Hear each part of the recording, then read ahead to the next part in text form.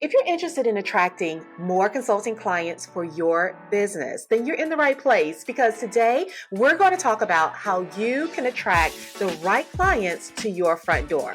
It's all about creating a client acquisition system. So if you want to learn more, keep tuning in. Hi, my name is Dr. Angelina Davis, and I'm the host of the Black Girls Consult 2 podcast. If it's your first time tuning in, welcome, welcome, welcome. And if you have been tuning in for episodes before, then welcome back. Today, we're going to be talking about client acquisition systems. And one of the reasons why I wanted to have this conversation is because when we're talking about growing our consulting businesses, one of the things that we are focused heavily on is attracting more clients, gaining more leads, increasing demand. Those are all the things that are going to go hand in hand with you being able to grow a profitable business over time. So, in order for us to do that, I think we first have to understand exactly why client acquisition is important. Traditionally, we think about client acquisition as endlessly networking or maybe attending a lot of conferences to meet new people and to gain new contacts, or cold calling. That's another way that many of us have attracted leads or clients over time. Now, it's not that these methods do not work. However, they are often not optimal when used alone. Actually, what we are beginning to see, especially in the B2B space, is that client acquisition is expanding from those more traditional methods into the digital space. So when we think about attracting and landing more clients, we also have to consider how we're showing up online. It's going to be key to you building the level of credibility that you need in order to drive your business forward. Now, when we think about client acquisition from this standpoint, we can better understand how we need to show up and what we need to do in order to attract the clients that we want to serve. And the beauty of building a system in order to do this is that number one is repeatable, meaning that you have the same process that you can implement over and over again. You can continue to iterate it and to improve upon it so that you have better success over time. The second is that many of the steps you're able to automate by using automations and workflows. And even if you get to the point of outsourcing help, you can simplify the process for yourself, opening you up to be able to spend that time on the things that you truly love to do instead of spending so much time online or marketing or even in sales.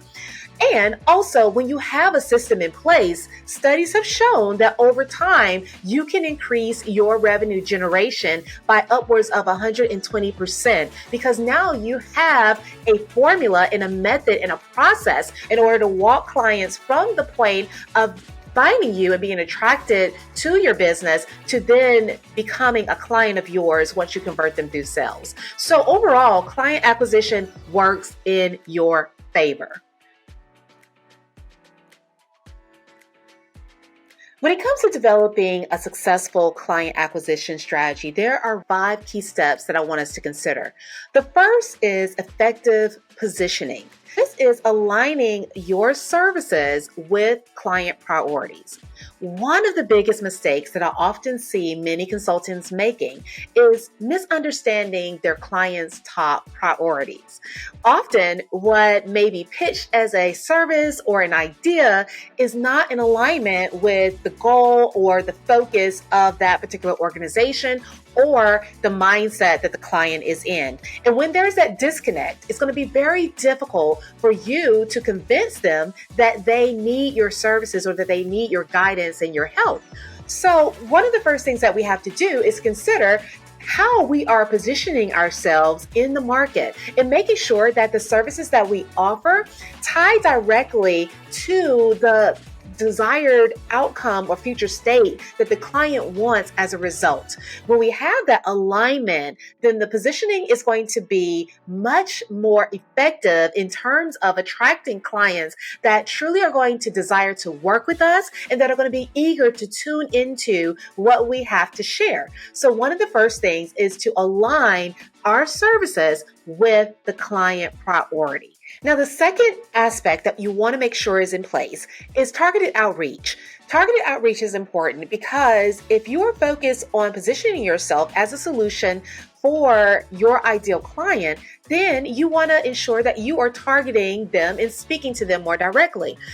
By being broad and being very vague in communication, it's going to make it very difficult for you to have a message that truly resonates with the client that you want to work with.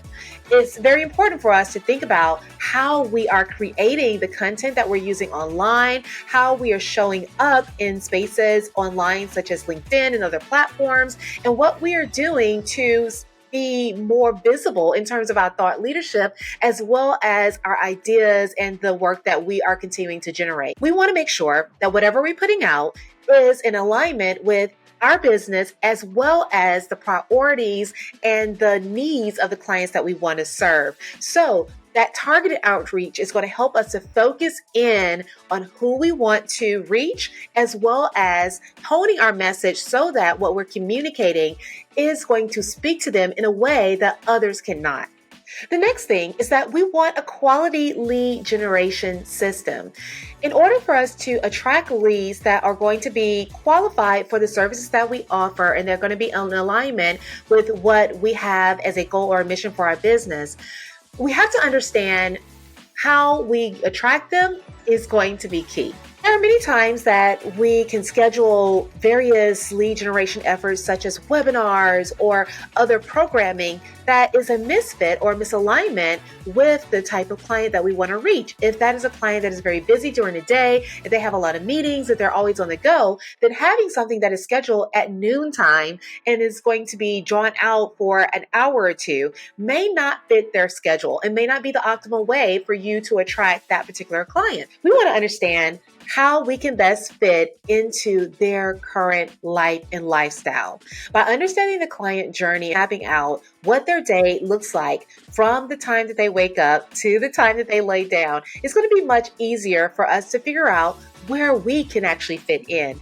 And that is going to be the most helpful part of creating your lead generation strategy, because as they are navigating their problem and they're thinking about a solution, they may be Googling online. How can you show up in their Google search? They may be seeking some type of educational program that they can watch at night. How can you have scheduling that's going to fit into their lifestyle? Maybe they want more detailed information that they can grab and read on the go, and then your white paper or your thought leadership article is going to be key.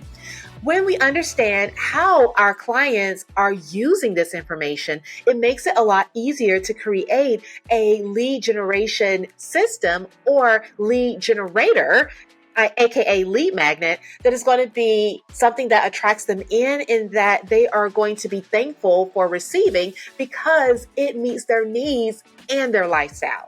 This is very important when we're thinking about our client acquisition system. We can create things that are going to be no-brainers for the clients that we want to serve, and that's going to serve you best as a tool for attraction and drawing more people in. The next is that we want to have a reliable traffic source. Many people make the mistake of having non-existent or inconsistent traffic and trying to convert. So instead of us starting with a blog on our own site, where maybe we are checking in, maybe our mom and maybe our best friend, we want to find a source of traffic that is going to allow us to connect with others more frequently and more consistently. For many who are working in the B2B space, that may be showing up consistently on LinkedIn. For others, you may prefer platforms like Instagram or maybe even Facebook, YouTube, or a podcast. Those are all ways that you can get into the client's pathway and take advantage of the traffic that is being generated from these various platforms. And so this is where understanding how and why you're using the platform is important. When you're using the platform as a source of traffic generation, then you know how to show up on it more effectively. And instead of focusing on growth and I would say vanity metrics such as likes or even follows, then you're going to know that if you can get your content in the right traffic source, that as long as it's engaging and as long as it's something that's going to draw attention, it's going to be helpful, it's going to be beneficial for you, it's going to draw in the right clients and the right people to your business. So being able to have this predictable flow of traffic is also going to help you create a predictable flow of leads. When you pair your lead generation process and strategy with the traffic system, having those two hand in hand allows you to create this flow of leads that could potentially lead to a flow of clients consistently. And the last thing is that we want to establish demand. We want a brand that allows people to recognize who we are when we show up online, when we're communicating through various platforms or written work. We want people to recognize that we are a go-to leader in our space. In order for us to do that, we have to be consistent in our approach and how we're showing up online. And when I say consistent, I don't mean that you have to show up on a given platform every day, that you have to publish 10 articles a week.